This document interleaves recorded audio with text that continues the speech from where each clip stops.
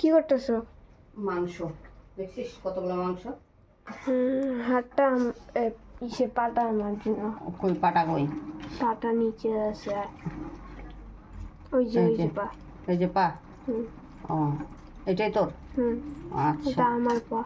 তোর পা তুই খাবি? হুম তো আজকে হলো আমাদের বিবাহিক মানে আমার বরের।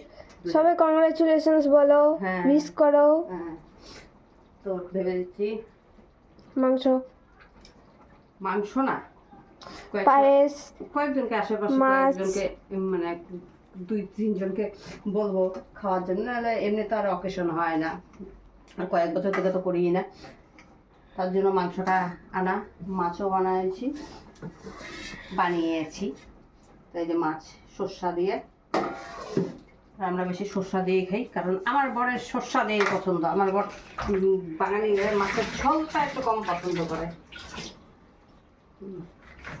তো লোকজন আর ডাকিনি কারণ শরীর আমার খুব খারাপ, এতটাই খারাপ, এত সর্দি লেগেছে, মানুষকে যদি এখন খেতে দিতে দিই নাক দিয়ে হয়তো তার থালেই পড়ে যাবে।